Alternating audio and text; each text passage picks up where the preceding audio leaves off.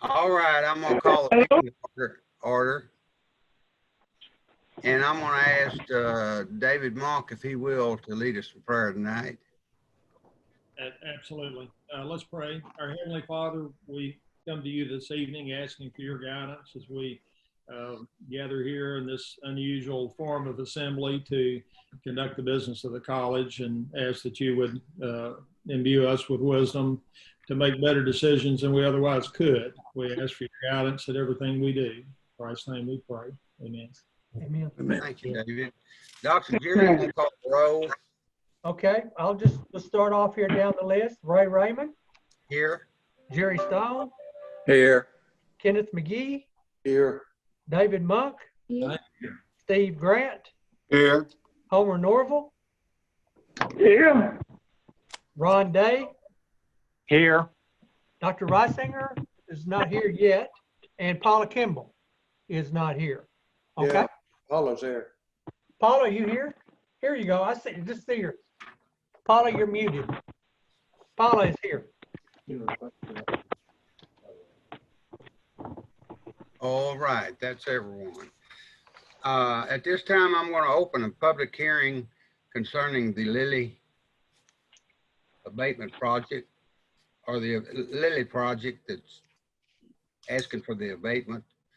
So do I hear any comments from anyone in the public on the abatement issue?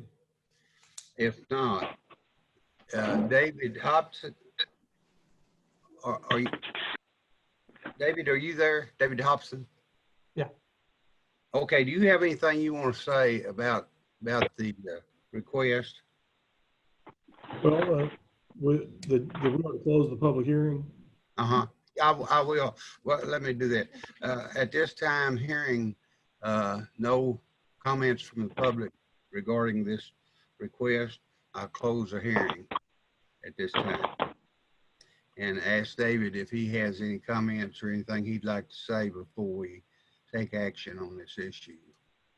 No, board, we provided everything in your packet. I will tell you that we have Will Ferguson on the line if anyone has any questions for Will, but everybody's seen the material. We really haven't changed anything. So I would just, I guess, ask if anyone has any questions of Will about the abatement. I have one question I'd like.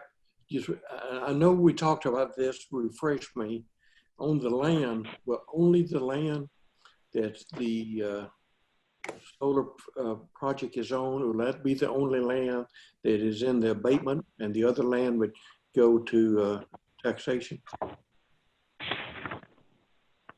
Land. Will, did you want to address that? Yeah, so I think that's a good question. We anticipate in some cases we create a reinvestment zone that is larger than the project itself in case we take in or add additional acreage. In this particular case, the reinvestment zone that's been described is basically the exact boundary of the property that we have under lease. So we would anticipate that the entirety of this reinvestment zone will be within the project. But you are correct that it's only the project improvements that would be part of the abatement process. And it would also, so basically, and it goes to this in the actual contract itself that you guys are voting on tonight. But there's a part that's called eligible property, and it's basically all of the buildings, structures, machinery, site improvements, et cetera, would be the portion that's actually abated. Thank you. Anyone else have any questions? I do, Mr. Chairman, and I'll direct it to David, I suppose. Has Council for the College already reviewed this agreement as part of the packet? I'm sorry, I missed you, David.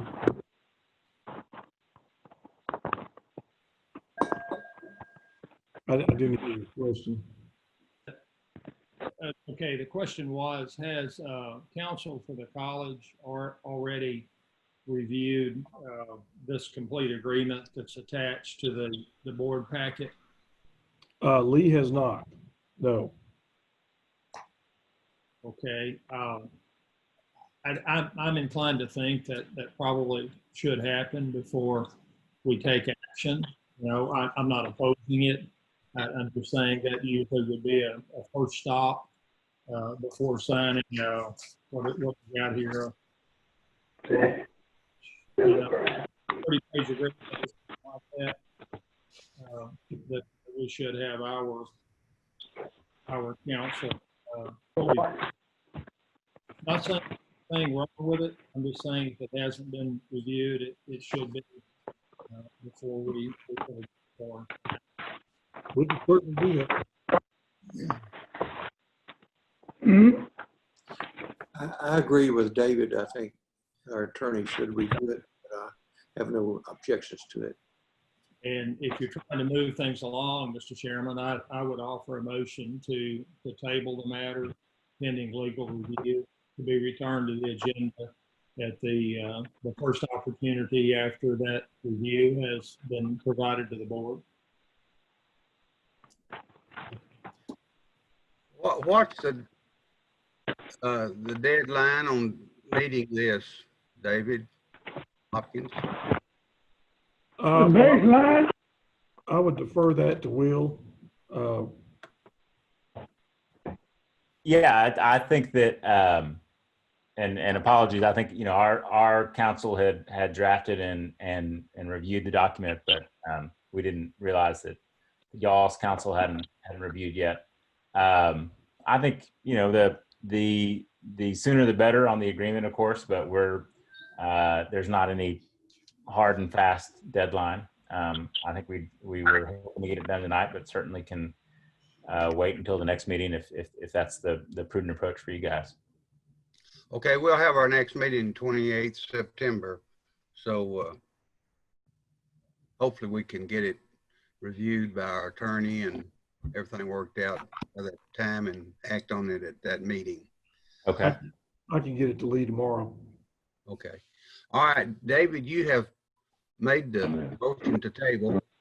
Do I hear a second to that motion? I'll second it. Is it Jerry? Yes. Okay, Jerry Stone seconds the motion. Any further discussion? If not, all in favor say aye. All opposed, like sign. Motion carries.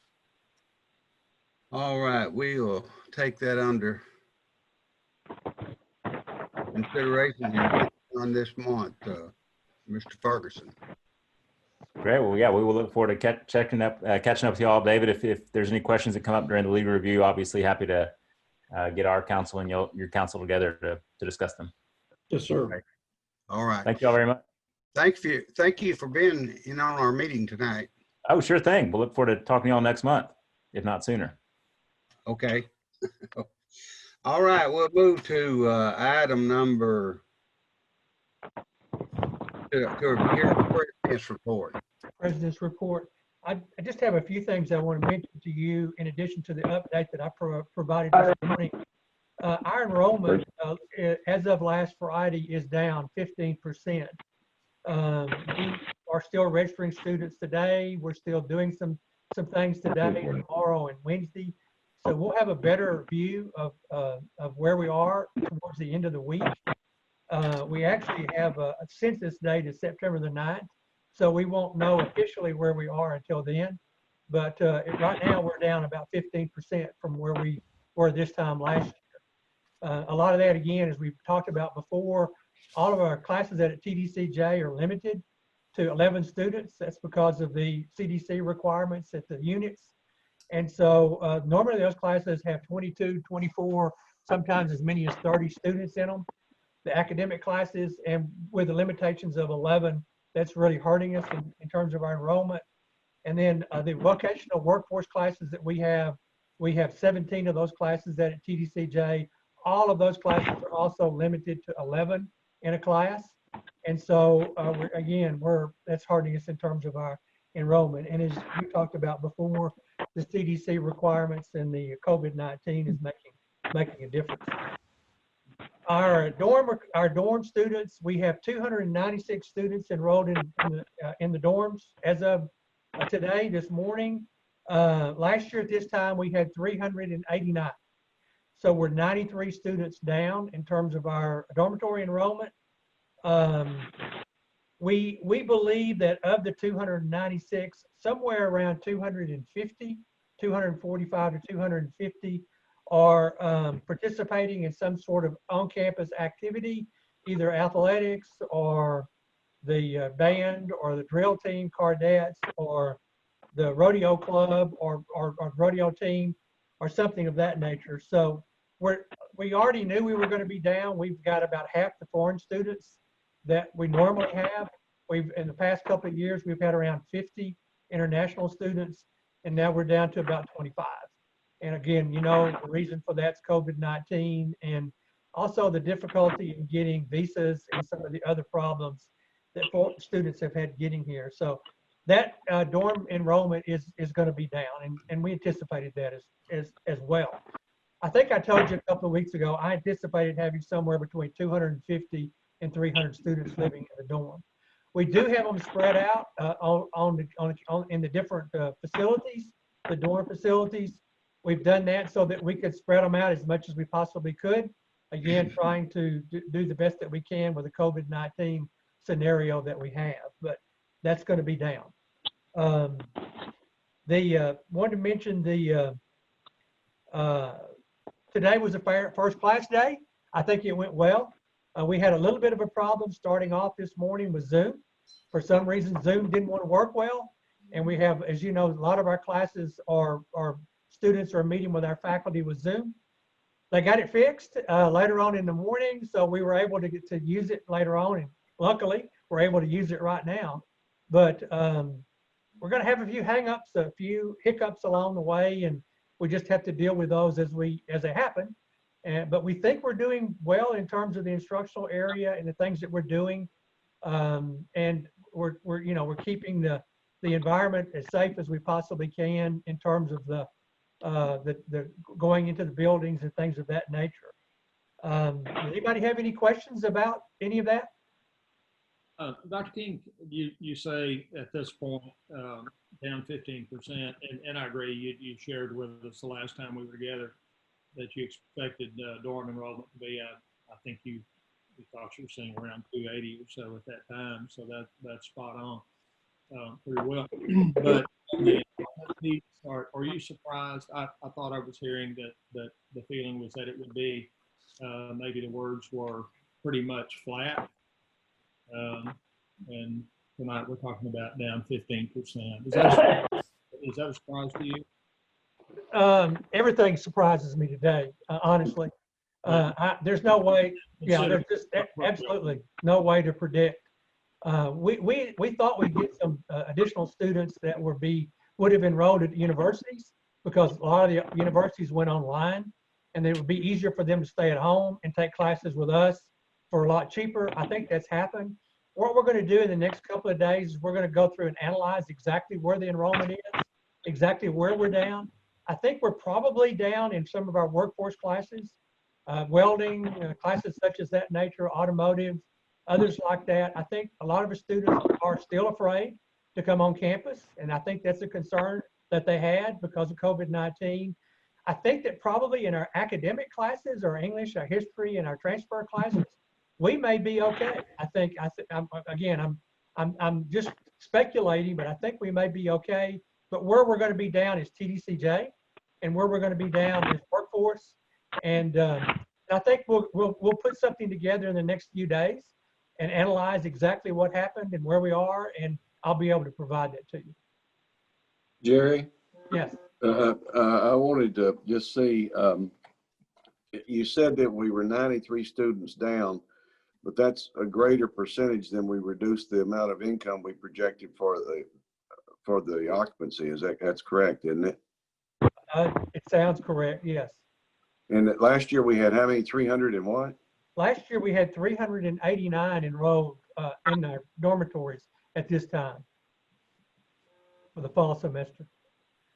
We do anticipate the dormitories to increase, the usage of the dormitories to increase. in the spring semester because of our athletic programs. As you know, all of our athletic programs were moved and postponed from the fall to the spring.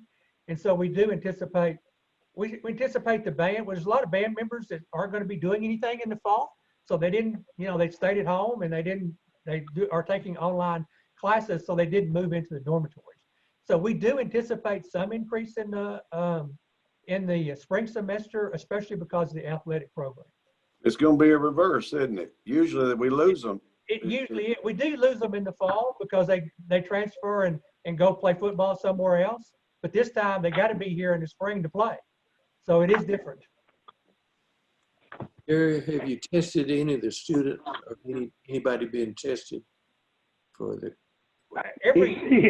Yes, every time they enter any type of facility, they're monitored. We take their temperature, we ask them questions, and we monitor them before they come into a building or before they come into a facility that we have. And we have had some students, not today or not in the last few days, but that came in during the second 6 weeks of the summer that we did test, and we did have some positive cases, and we sent them home. What does that mean, Jerry? That we tested? We have a monitor at each one of our buildings before they come into a classroom, come into the building, that test their temperature. Yeah, I get that. Basically, shoot them in the forehead with a. Right. But Right. what I'm talking about is an actual COVID test. I'm trying to make the distinction for clarity.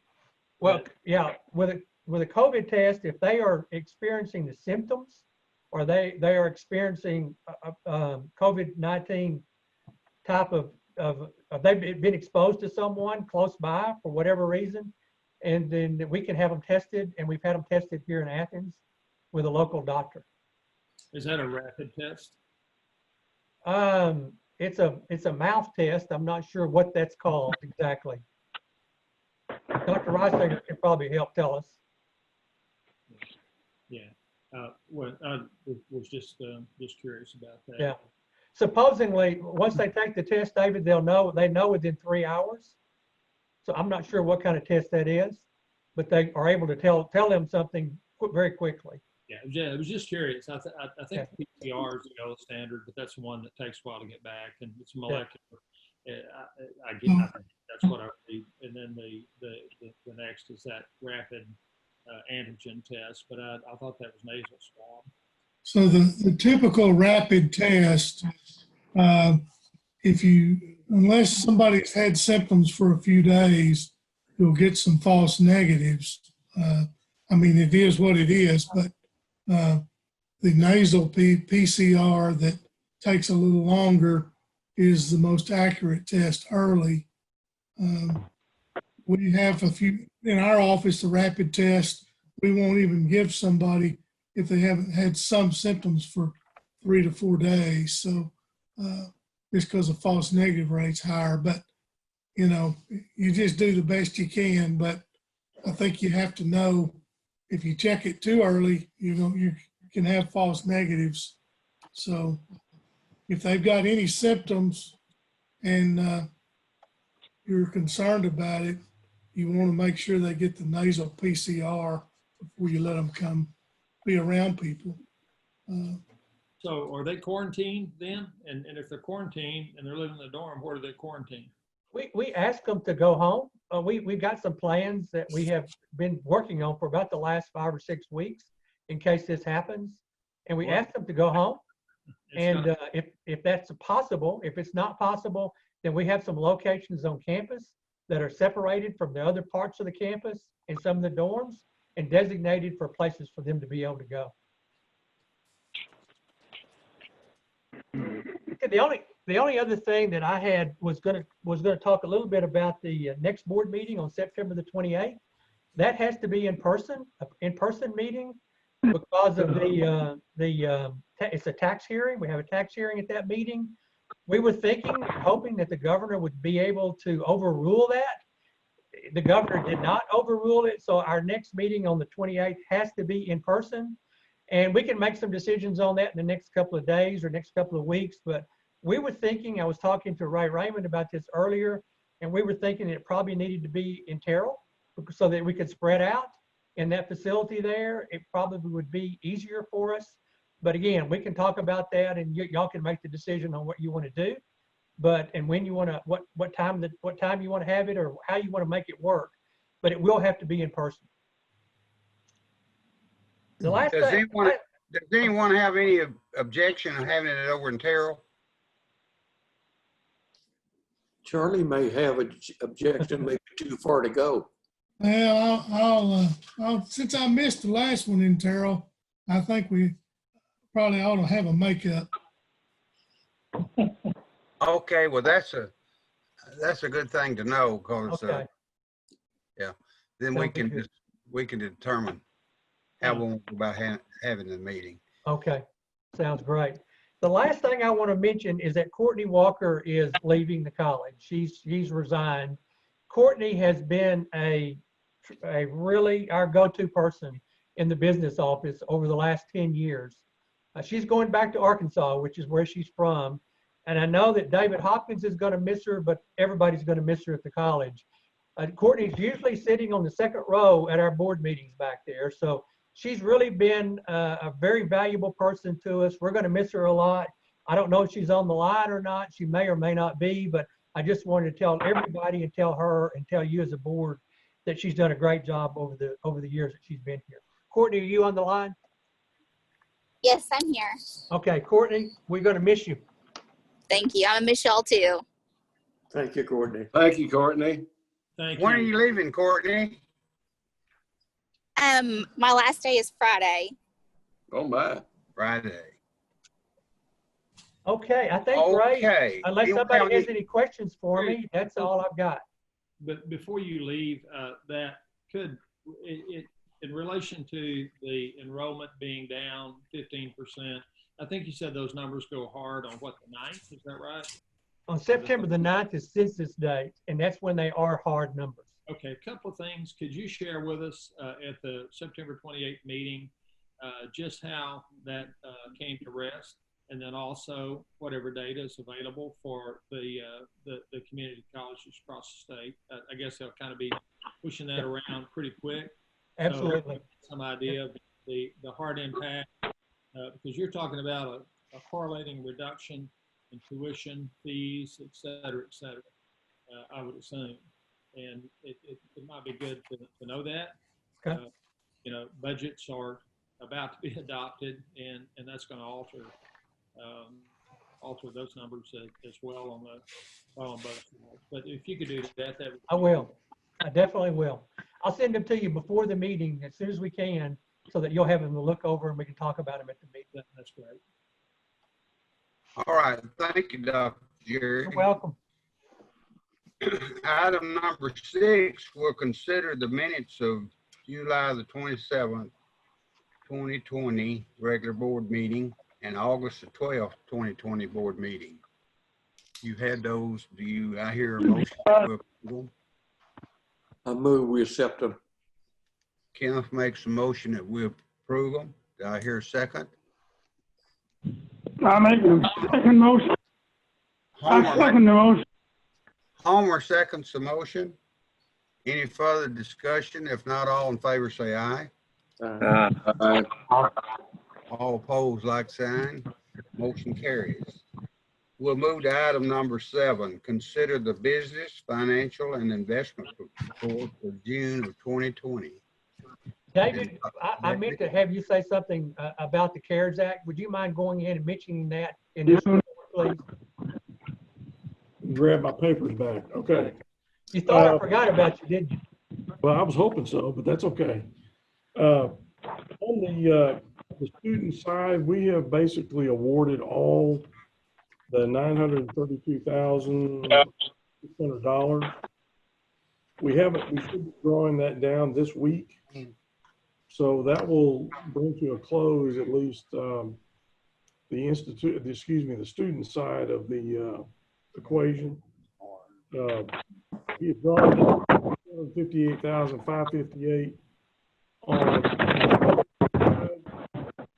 We will probably draw more down for this past month. It won't be a great deal because we've already done the refunds and so forth. but 458,000 is where we're at on that side.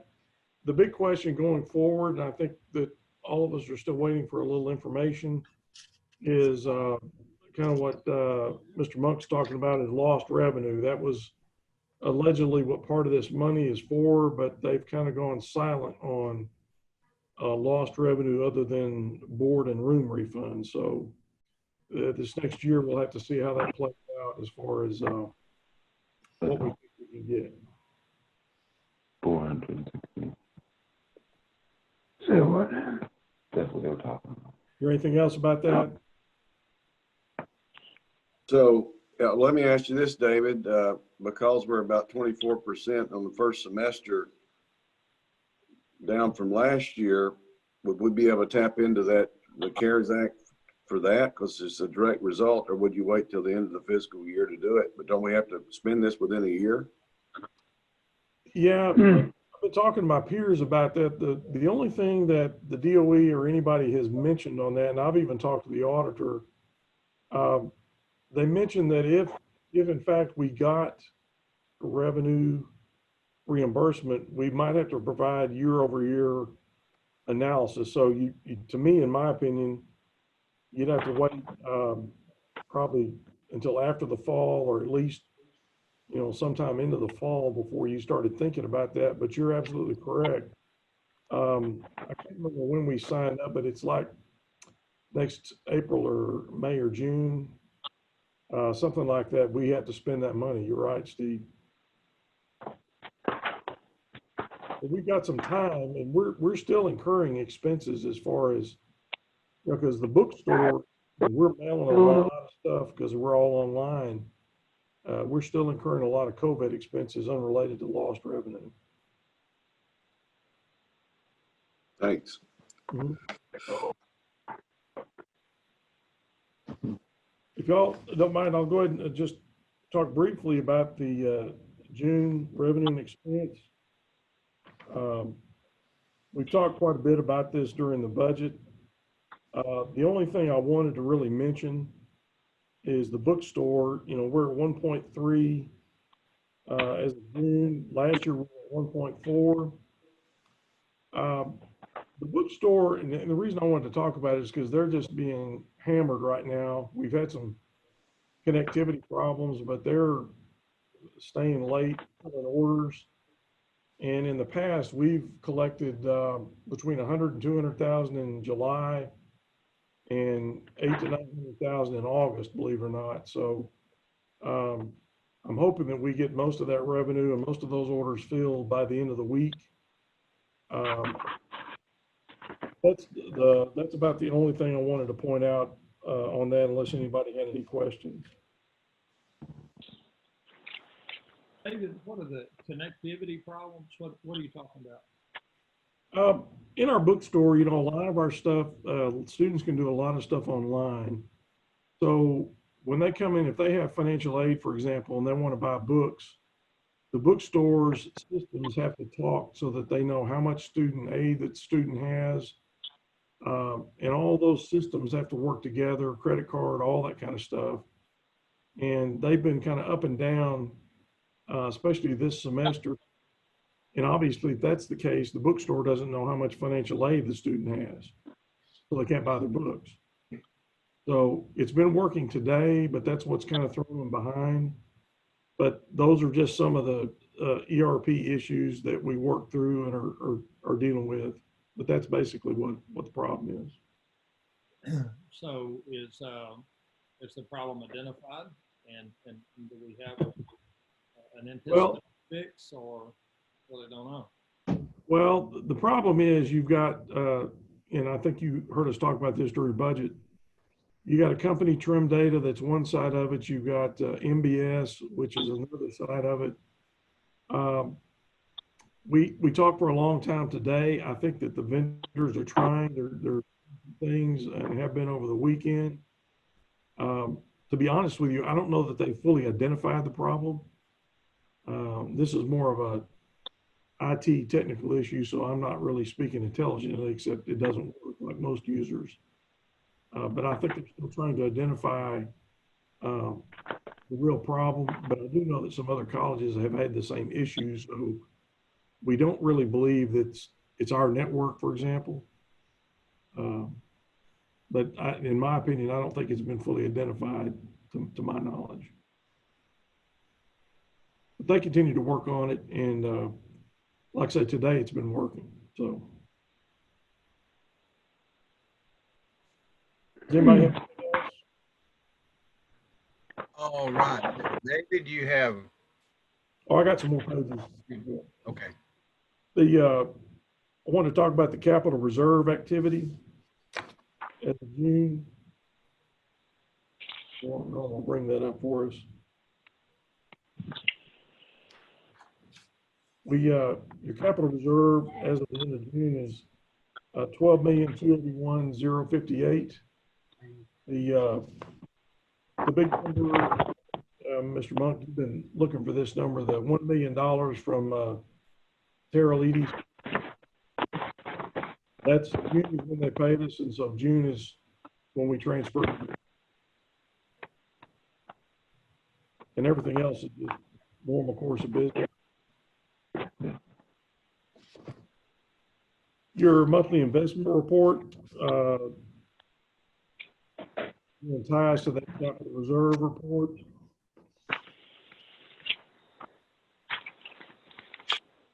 I can do it.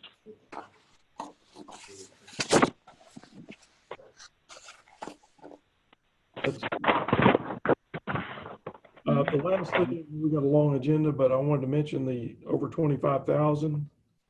The only thing that's kind of out of the ordinary here really is the labor and materials. For the HSC, we had a $52,400 payment that month. Everything else is pretty much your normal payroll related, board related type things.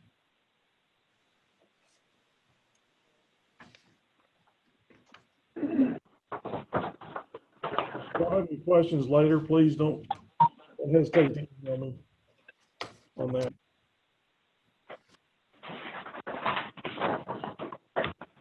That's all I have. All right, David. I got one question before we move on. On that hardware warranty bill, is that I guess every year we pay that? Is that part of our annual cost? Brett? On line one, item, payment number 12419, that says 1 year hardware warranty IT services, is that? Strategic just- Storage Solutions. Yeah, I would that's, defer to Brett on that. I'm sorry. There's a lot of noise and I'm having trouble hearing.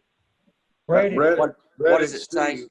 I was just asking on that item, payment number 12419, Strategic Storage Solutions. It says 1 year hardware warranty. I guess that's an annual expense we're going to be faced with each year. And No, that particular one is a one-time thing, I believe. I'm not positive about that, but the one that went to Storage Solutions, I believe was. I can check on it for you, Steve. Yeah, that's the vendor storage solution. All right. When the dust settles down, it would be good to find out what our fixed costs are to just maintain the system in terms of these items. I think. You talking about non-ERP related, Steve? Right. Think accessory things we have to pay that, might be the things we might not, like Brett talked about last time, things that were coming up that was discovered perhaps after we got into the game. And I would like to know, I guess, identify those things as if they're fixed or not. Yeah, because some of them would be unrelated to ERP, just, network, but yeah. Put that on the list, yeah.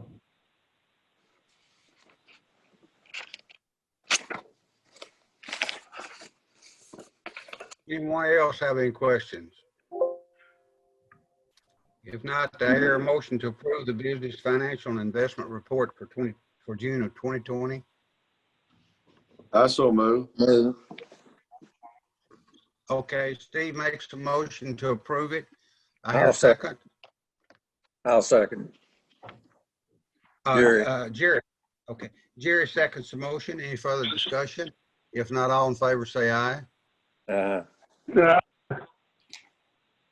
All opposed, like sign. Motion carries. Item number 8, consider, discuss, approve the college fiscal year 2021 budget.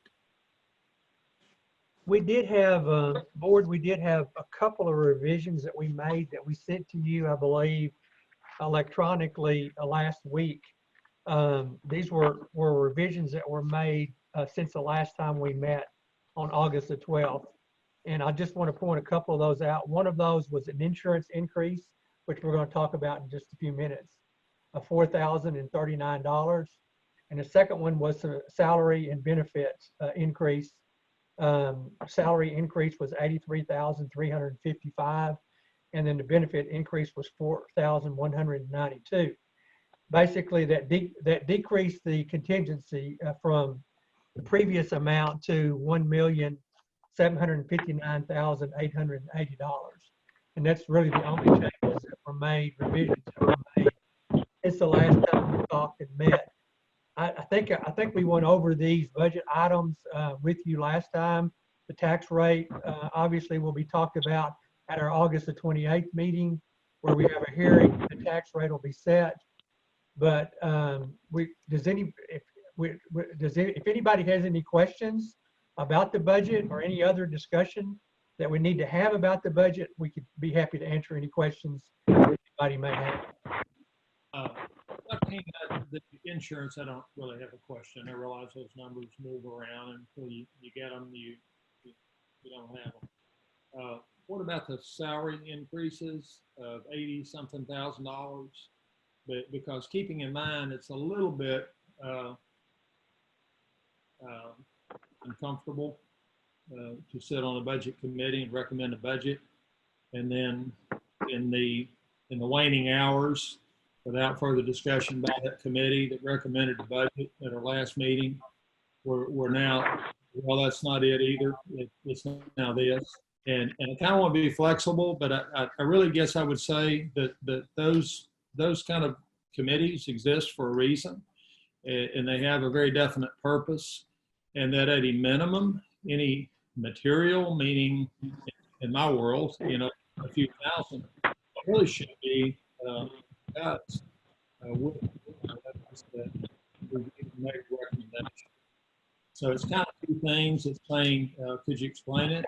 And then secondly, could we perhaps agree that should be a topic before it simply comes up at the next meeting? If we're gonna give value to a committee at all.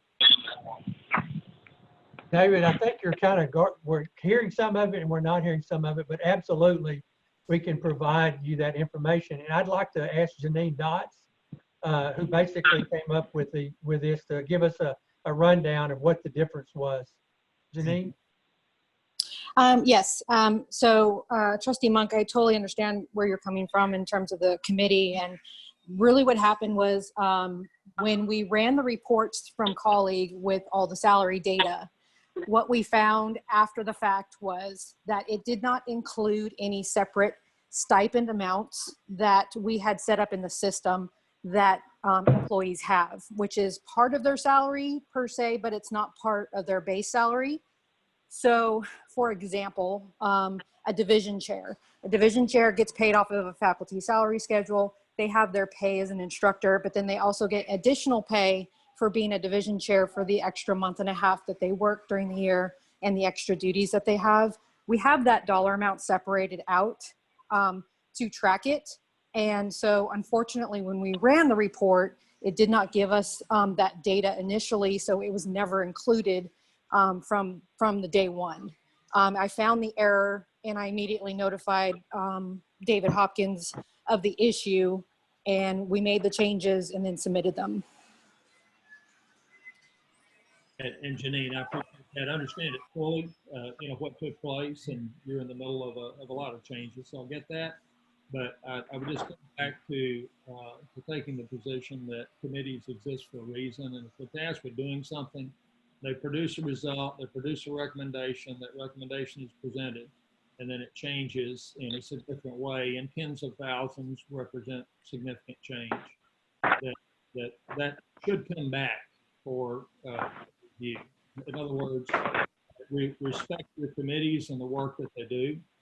I think they have value. I'm not speaking to you. I'm actually speaking to Dr. King. That should be the way we work, and I would ask that it be so going forward. And with that, I'd lay it to rest. Okay.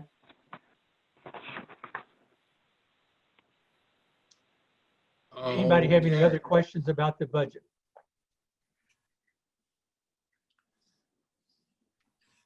Jerry, if we have a decrease in enrollment of 15%, we only have, what did the committee come up with? Was it 5% decrease or flat?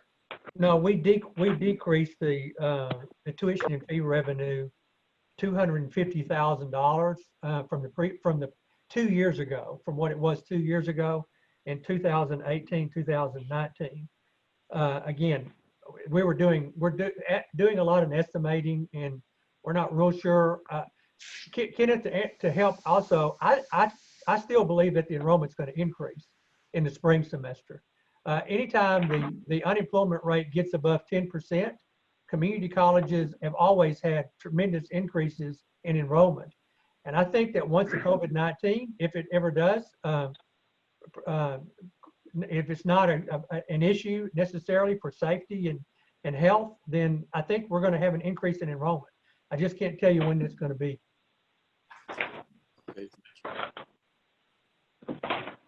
All right, did I hear someone want to approve the budget for 2021? I'll move to adopt the budget as presented. All right, David makes a motion to approve the budget. Did I hear a second? I'll second it. Dr. Charlie seconds the motion. Question, Mr. Chairman. Do what? Question. David, does your motion include the adjustments that was presented that was not in part of the budget before? Kenneth, I believe it properly should. At this late stage, and certainly Janine has done a great job explaining where it came from. The caveat just is that we need to move these back through the channel it came from if we have material events, and with any committee recognizing that things are in motion and we don't need to take a long time and all of that. But we've been part of those, and you know that you take them seriously. So I just want to message that if we can. But yes, I am fine with that. I think it's been explained, to All right. Motion's been made and second. I hear all in favor say aye. Aye. All opposed, like sign. Motion carries.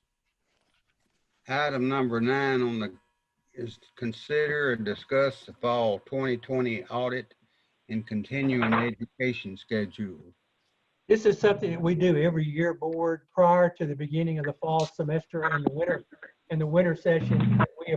We ask for you to approve the tuition and fees for the continuing education program. Chris Hicks has done a very good job of putting together a tuition chart that you were provided with in your board packet.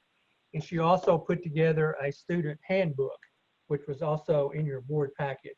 So unless you have any questions about that, I would just ask for the board to approve those tuition and fee schedule, which is basically the same as it has been in previous year. All right, I hear motion. I make that motion. Dr. Charlie makes a motion. Dr. Charlie makes a motion. Kenneth seconds the motion. Any further discussion? If not, all in favor say aye. All opposed, sign. Motion carries. Item number 10, consider and discuss approval of automobile, liability, and property insurance coverage. Board, we have, again, this is something that we do each year. We get before the beginning of the new school year. We have David Hopkins going to talk about that, and I think you were presented some information. Unfortunately, we didn't get it in time to get it in your board packet, so we had to send it to you electronically, I believe. And also we have Brenda Thomas here, and they're going to go over that recommendation that we have. David? Right. Just briefly, I'll just mention the increase that you're paying is an annualized increase of about $21,000 property, about $22,000 overall. Most of it is related to the increases in property at HSC. We had some other increases that are detailed. And I say increases, property value increases. Some were additions like HSC, some were just value. And you had a property rate increase of 0.023537. And your property valuations overall, mainly because HSC and HSA went up 15,548,959. And I'll just kind of turn it over to Brenda and let her talk about it a little bit and see what questions the board has.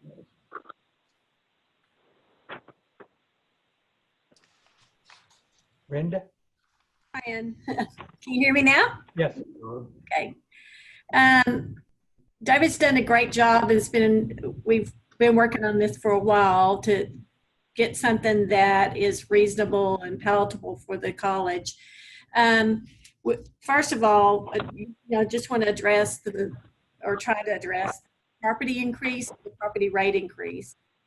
That primarily due to storm activity in Texas, and it's universal. It's not just schools, it's property losses in Texas. So what is happening in the industry is many insurance companies are pulling out of the market. They're basically saying, I'm not going to write in Texas. And if they choose to write in Texas, they're increasing the rates. So that's exactly what you're seeing here with the property rate increase. It was about a 12% rate increase on the property, but because of the large values, it multiplied out to be a little over 21,000 for the property it cost. Does anybody have any questions about that before I move forward?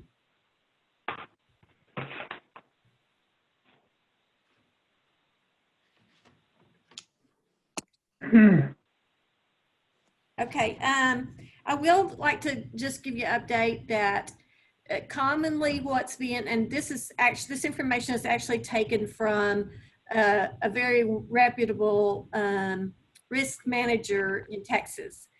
And in his newsletter that he publishes to schools, he clearly said to expect on property, on wind and hail rates, anywhere from a 20% rate increase, and then on the rest of the property, anywhere from 15. So what you're seeing is universal. I definitely hate to deliver this, but things are changing rapidly, and the COVID is somewhat contributing to that. David, do you have anything else you want me to address for them? No, not unless anybody has any questions. Like I said, the bulk of the increases y'all can see from the premium comparison, it's all in property. I guess I'm a little surprised that we didn't get some relief on the auto insurance.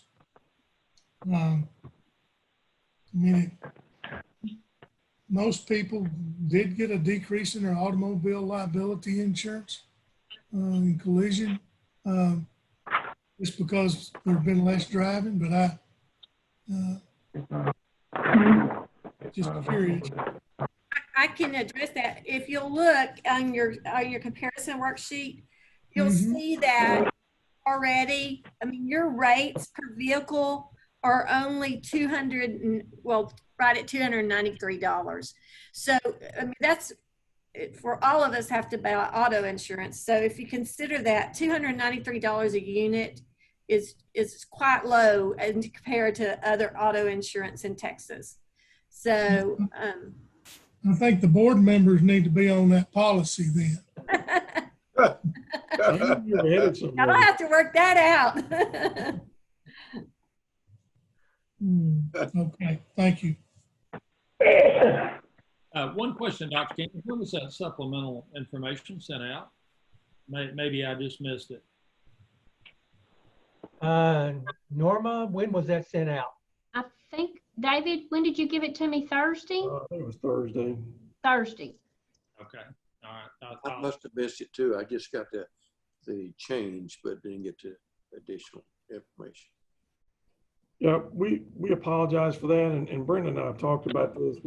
That we really need to get this stuff earlier. Of course, part of it's underwriters, but we really need at least 30 days or more. And we had a conversation about it. David, I agree with you wholeheartedly. We need a little more time. Thank you.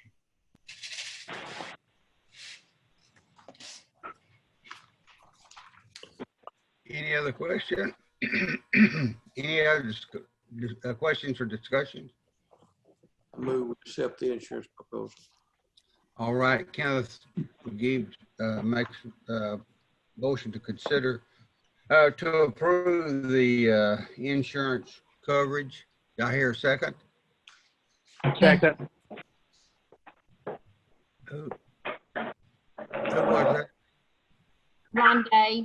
Rondé. I'm sorry, but I'm having a little bit of difficulty and a lot of noise tonight. A lot of noise. Yeah. All right. Thank you, Ron. All right. There are a lot of people. Hey, Ray, there are a number of people that are not muted, and everyone really needs to mute. I believe that's what the noise is. Okay. I just didn't want to mute board members if they needed to talk, and that's the only reason why I haven't muted some of them. Y'all can tell me, and we can. We've made it through 10 items, so surely we can make it through the remaining agenda. All right. Okay, then we've had a motion and a second. All in favor say aye. Aye. All opposed, like sign. Motion carries. Thank you. Item number 11. Consider and discuss collection contract changes and renewal. Or this is something that we talked about earlier this summer with our budget committee. And I think David Hopkins has a proposal put together for this. David, if you want to go ahead and discuss that. Sure. In a nutshell, what I wanted to do, and I think Mr. Monk brought this up, is that, and I had to get caught up on the history, but for whatever reason, the college has not ever allowed our collection agency to report to the credit bureau's student bad debt. And also, we've only ever sent return to Title IV as opposed to all debt. And our proposal is that we do just that, that anything that's over $200 that's past due goes to the collection agency, and that we allow them to report that to the credit bureaus. And I wanted to tell you something. I'm pretty impressed with these people. Courtney's been corresponding with them. When we ask them the question point blank, do you anticipate a better collection average if the college allowed credit bureau reporting? And the first question is it in the best interest of the school? And their answer is yes. Not only will it add proven procedures that will reduce receivables, but it will generate revenue now.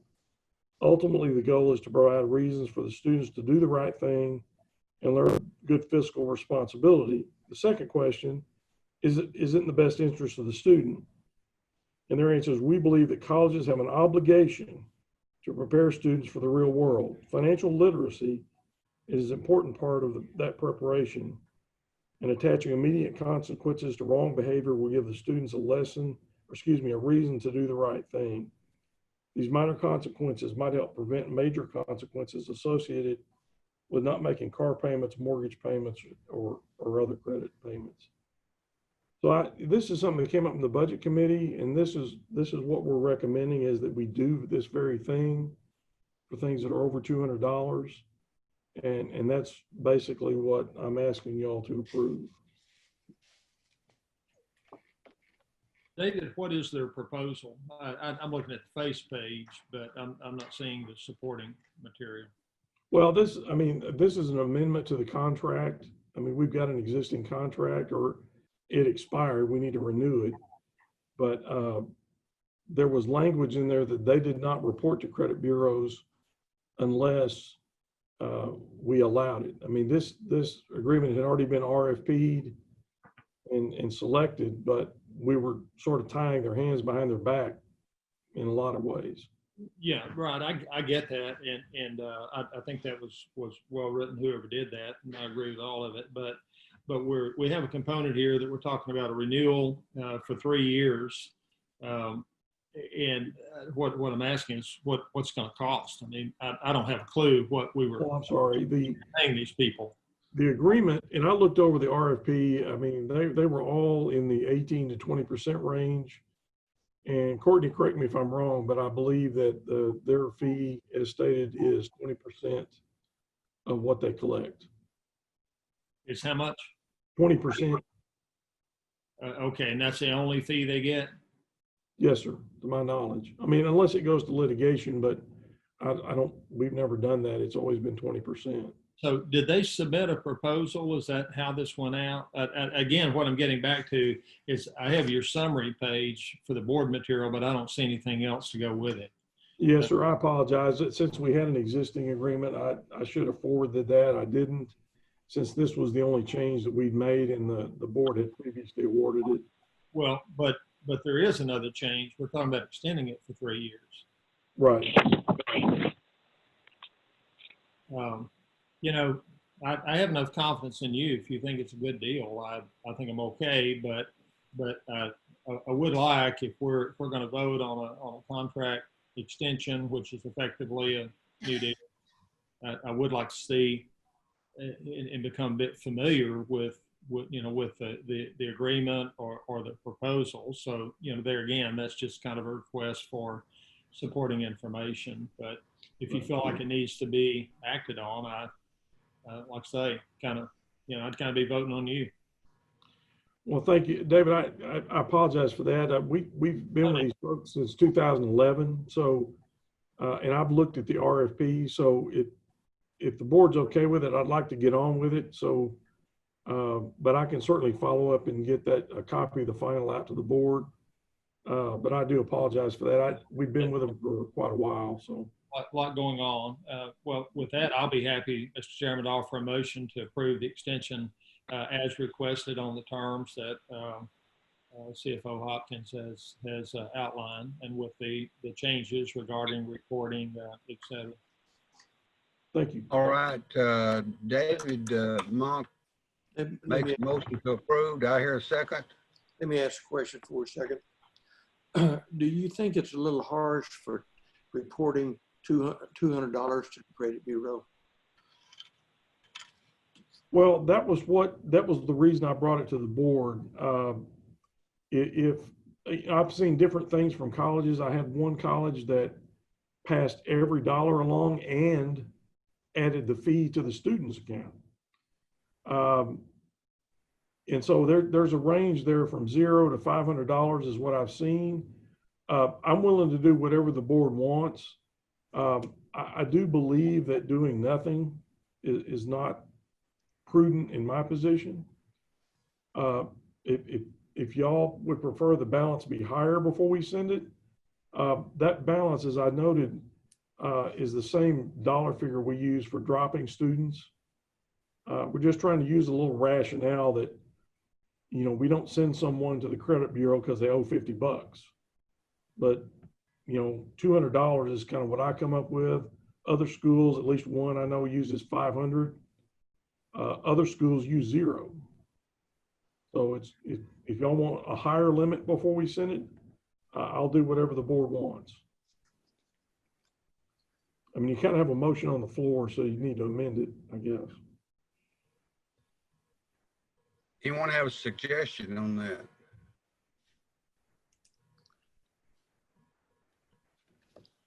Well, I personally would rather see a little bit higher, but whatever majority wants to do. And that's the only thing I was thinking there. And again, I know we're not trying to make, life harder than it is. But since that also happens to be in our logic, our comfortable logic is that if you owe $200 and haven't paid, you're going to get dropped. Well, if we also parallel, and if you don't pay what you owe, you get reported to the credit bureau. So I guess it would kind of beg the question is, what's harsh? Is it too harsh to drop them at $200? And if that's the case, then we would need to be talking about making that amount higher. But I'm kind of inclined to follow management's recommendation based on the conversations and surveys they've done, because again it's easy enough, and we're happy enough to report that they took care of it if they in fact do. And David's folks are right. Those reports do result in a stream of resolutions. Absolutely not all of them, and the percentage is not huge, but it does matter. And just knowing that report would go in would also improve collections. Kenneth, did you want to amend it? Well, I would, the credit bureau, the dropping is over with, but the credit bureau stays with them when they apply for credit somewhere else, is my understanding. How soon do we, excuse me, Kenneth, but how soon do we turn it over to the credit bureau, David? Well, that's another thing. What we're going to try to do, and I think what we've done in the past is, for example, the fall. Let's just use the fall because this is my, kind of starting point. They're going to have until the end of the term to clear the debt before we send it to them. So you're starting classes today. We're not going to send this to the credit bureau until, December, January, whenever the term's over. So you've already had several months to pay. And that was at least my thought behind the lower amount, because, it's not like, you owed it last month and we turned you over. I mean, we're giving you an entire semester to pay. So it's going to be a little bit stale to begin with. Of course, again, it's whatever y'all's pleasure is. Well, I don't know of anything more practical to teach somebody than what the consequences are of having an agreement and not fulfilling your obligation. And, I think that it's, part of our responsibility to help them learn what those consequences are, because this credit score deal, it affects everything now. And I think that that's a lesson that I think could be helpful. And that was why I read y'all what I read you from the company. This is all they do. They don't do anything but student accounts, and they're very sensitive to how they handle the students. I don't think we've ever gotten hardly any complaints from the pre-collection letters that they have sent. And that's their philosophy, is that, we basically have an obligation to say, you can stiff us, but you're not gonna be able to stiff everybody else. Well, you might as well learn now. One thing by having that, at whatever level we put in there, and I certainly understand the reasoning, is that it may serve as a strong deterrent to pay it. I mean, go ahead and pay it instead of not doing it. I've got one question, David. It's kind of, what percentage of the bad debt does this group normally recover? Well, this has been a manual process up to this point. Our accounts receivable system used to be a set of ledgers. But what they're telling me, and I don't have all the data in front of me, is, I'm looking for the number they said. I don't know, Courtney, do you remember? I think it was about 20 to 25%. I believe that's correct. Yes. If they recover 20 to 25% of what's of the delinquent debt? Is that what you're saying? That, yeah.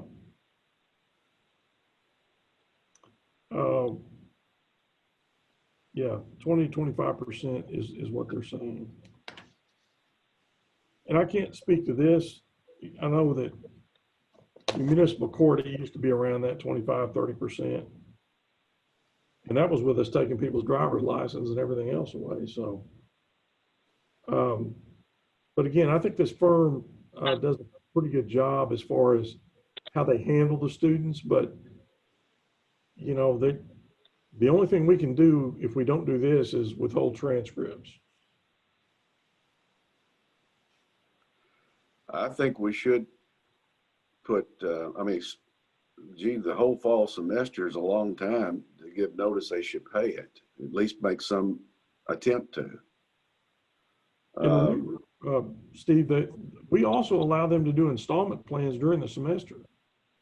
So, you know, they've got an opportunity. It's not like they have to choke it down at once. They can do an installment plan during the semester. You know, I'm not advocating at all for not being harsh in real time with these students either. I was just thinking only $200 when we're putting something on their credit history, that if they apply for a credit card or loan or anything, it's going to show up. That's my only comment. But I sure think it needs to be a life lesson to them. We can see how this goes and always revisit it. All right. I'm on second the motion. It's on the floor. Okay, David made the motion, Dr. Charlie second motion. Any further discussion? If not, all in favor say aye. All opposed, motion carries. Item number 12, discuss the 2020-2025 PVC strategic plan. Board, we have had a committee that's been working for about the last 18 months on creating a new strategic plan for the college. The last one that we had was a 2015 to 2019. And so this would be our next 5-year plan. We sent you a hard copy of this for you to look over. I think you also have an electronic copy that I sent you as well. And so really what we wanted you to do is look over that document, give us any input that you may have, we're looking for additional, any kind of input from the community, from you, or from anybody else, and to be able to make have a vote possibly on this strategic plan at our September 28th board meeting. And that would give us about 5 weeks between now and then to make any revisions that we need to make. Tina Rummel has kind of led the charge with this. She's been in charge of the chairman of the committee. Tina, did you have anything you wanted to say about this? Are you there? Good evening, everyone. Yeah. I could go over kind of the planning process, but it is documented in the document that you received from Dr. King. I guess my question would be, do you have any questions of me or the committee? And, you know, if you've had time to review the document. Looks like you did a lot of work. Yeah. It is a lot of work, and I will say this, there was a lot of other people involved in it. There were students involved in it. There were faculty members, there were staff, there were all the different campuses that were involved in it. That's one of the things that takes it so long, is to get everybody's input. So we're really in the final stages of it right now, and we're just really waiting to see if there's any additional input. And if you'll read over it, if you haven't had a chance yet, if you'll read over it again, and if you'll send me or send Tina, send me, and I'll make sure it's forwarded to Tina and the committee, any input that you may have. Obviously, we're very interested in it. I thought maybe, Kenneth, you would appreciate that picture of Orville Pirtle on the front of there as the first president on his cowboy, on his horse. I don't know if you noticed that or not, but I kind of got a kick out of that picture as well. So if you have any input, please let us know, and we can talk about it again. Norma, you want to show that next page? I think it shows the picture I was talking about. There you go. No, a little bit farther. little bit, there you go, right there. That was a picture. I don't know when that was taken. I think it was, don't know how long ago it was, maybe 1946, but Jerry, yes, Jerry, I yes. can help you get a picture like that. I don't know if you want to get a picture of me on a horse or not. I'm not sure I'd be good on a horse, but I appreciate the offer, that's for sure. We want an action one with you watching you get on. Yeah, that could be a problem as well. But let me just also just say how much we appreciate the committee. There's been, I don't know, a large number of people involved in this process. And I appreciate the work that they've done, appreciate the work that Tina's done. And then again, if you have any input, please don't hesitate to give it to us. And we'll be sure and do whatever revisions that need to be made before we present a final draft at the September 28th meeting. It was only discussion, right? There was no vote, there's nothing else. Dr. Jerry, I was just going to say, I went back, I think, and I looked at a couple of the older ones, and then this one, and I thought this one looked real good. So I was real pleased with it. Thank you. And just so y'all know, I didn't send you a hard copy of it, or did I? No, I did. It was just a really long document, and I also posted it on the portal for y'all to look at. All right. Okay, right. We're going to move to item number 13, elect Board of Trustee officers. Board, every even number year, I believe, is what the requirements are. The even number of years the board elects a president, a vice president, and a secretary. So this being the even number year in 2020, we need to go ahead and make that election and do that. All right. Do I hear nomination for president? I nominate Ray Raymond. Yeah, let him.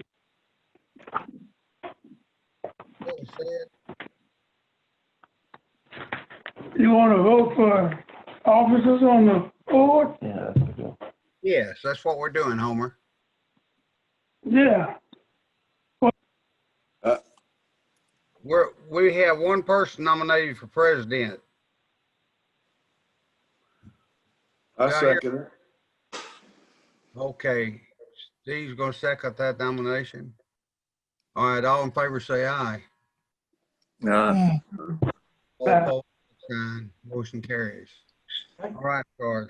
Vice President, do I hear a nomination? Secretary, isn't it? Either one, vice president or secretary. Well, both.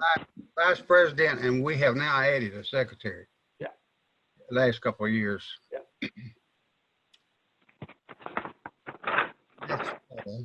So, do I hear a motion for Vice President? Nomination for Vice President.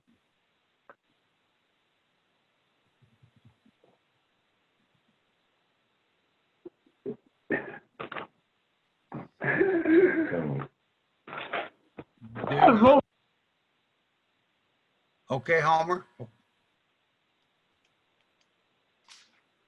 Homer, we're having a nomination for Vice President. He got it. I vote for Homer now. You want to vote? You want to vote for Homer Norvell? I mean, you want to nominate Norvell? Yeah.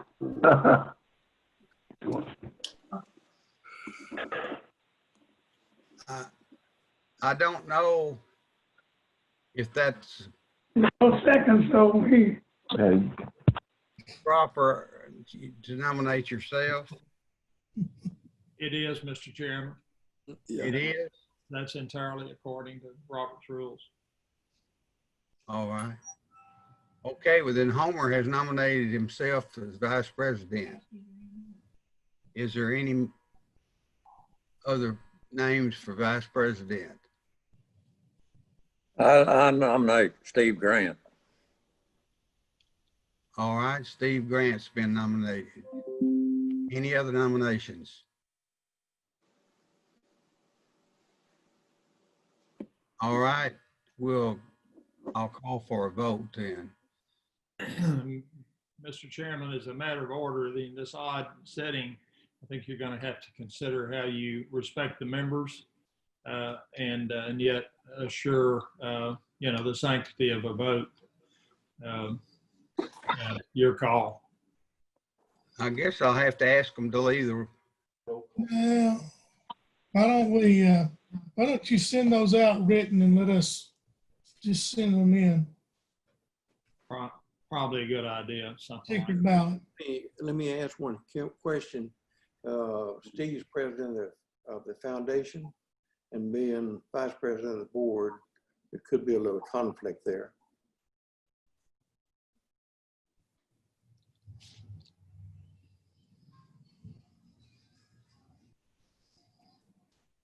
Okay. Dr.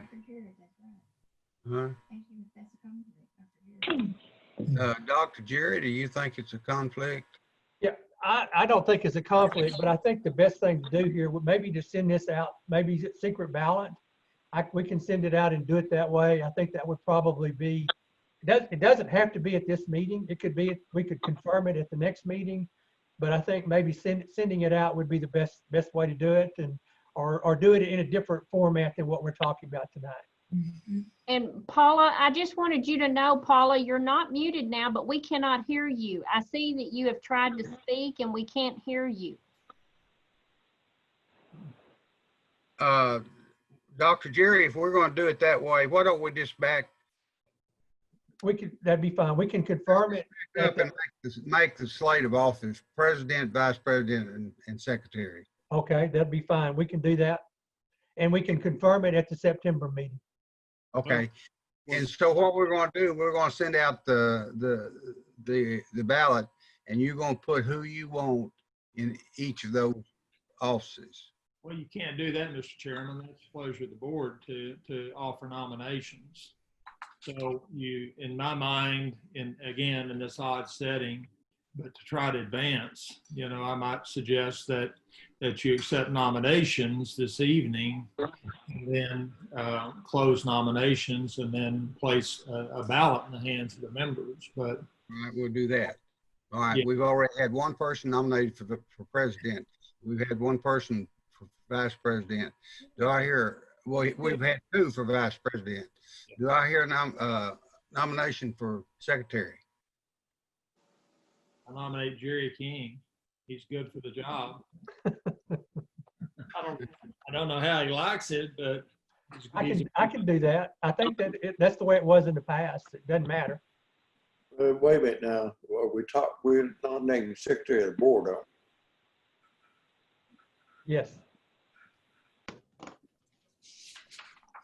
He may or may not be a member of the board.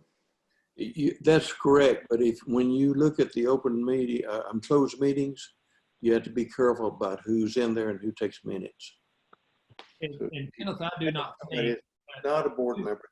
Then I do not think that for the purpose of open meetings, I don't think the secretary for those meetings necessarily has to be the secretary to the board if they're a non-member, because those meetings they're closed to the board or the board's invited and necessary guest according to topic. But I don't think you have an issue there. And of course, the vast majority of the time, Dr. King would be at the table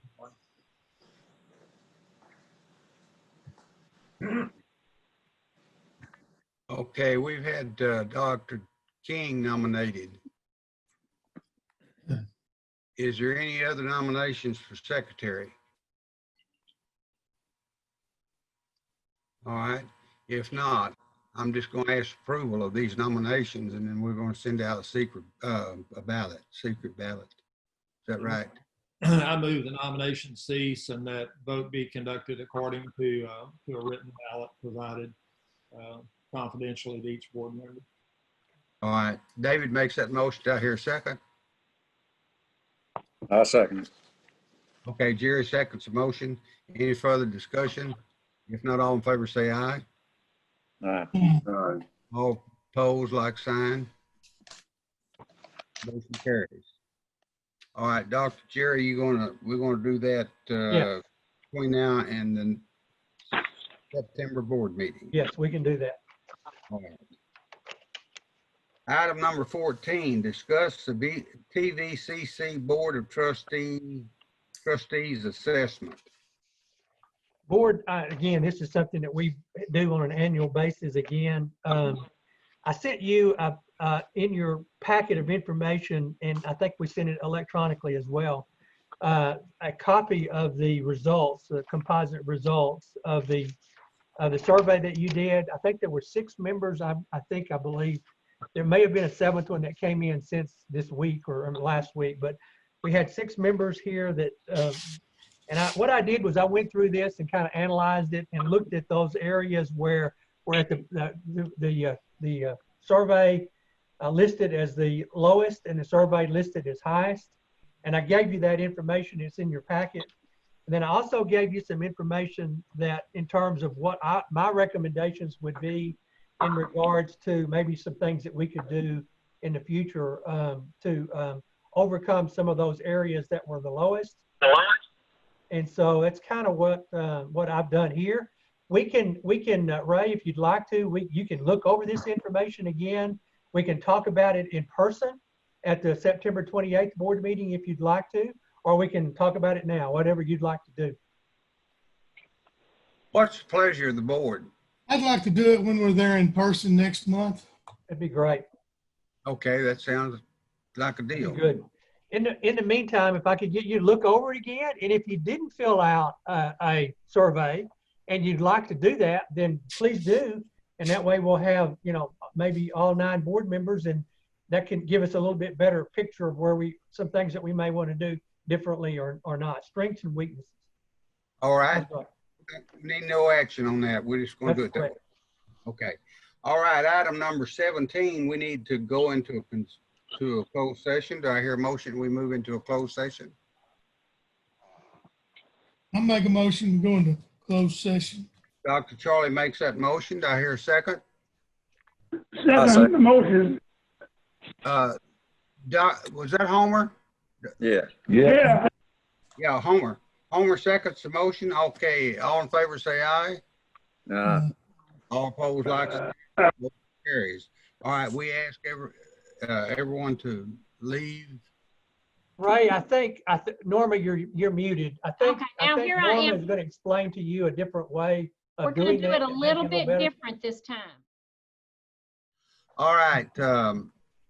Dr. Jerry, what we're going to do, and before we close the meeting here, we're going to have a motion approving your contract, and we would like to have a discussion of these items, tally items, at the September 28th board meeting. Closed session. Okay. Yeah. All right. Do I hear a motion that we approve Dr.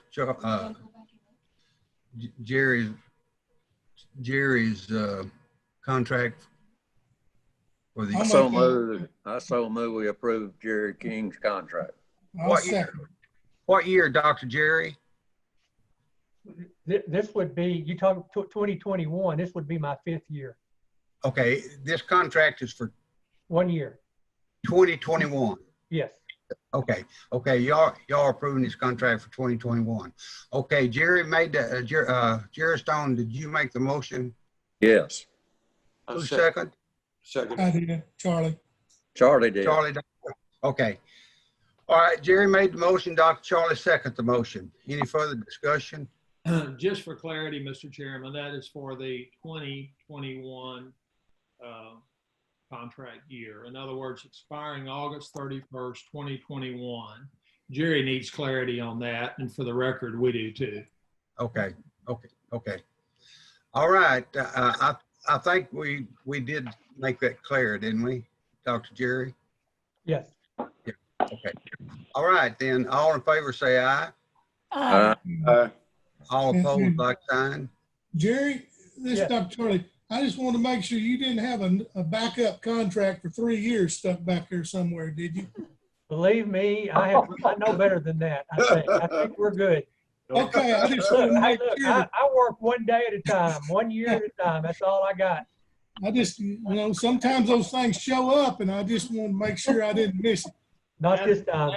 That part of that was he had a signed contract. Yeah.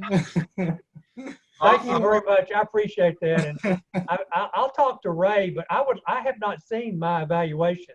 So what I would like to do is look at my evaluation and kind of give myself a self-evaluation based on what was put in there. And when we come back in September, we can talk about whatever I can do to, improve my performance and do better. Is that Okay, we appreciate that. Yeah.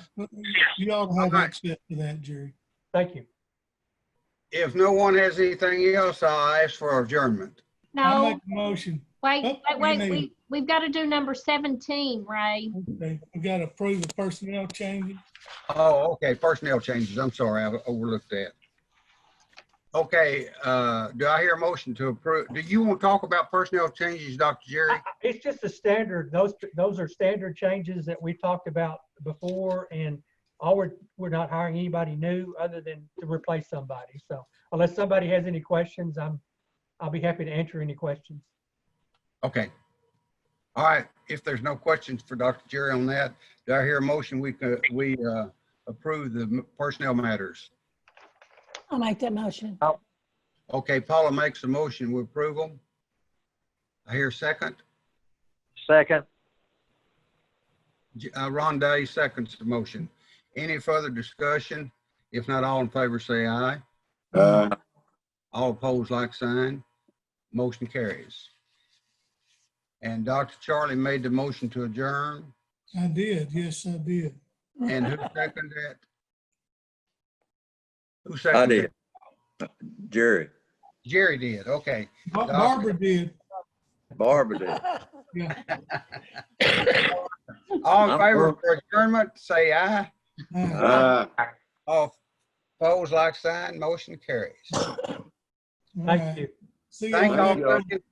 all of you and have a good evening.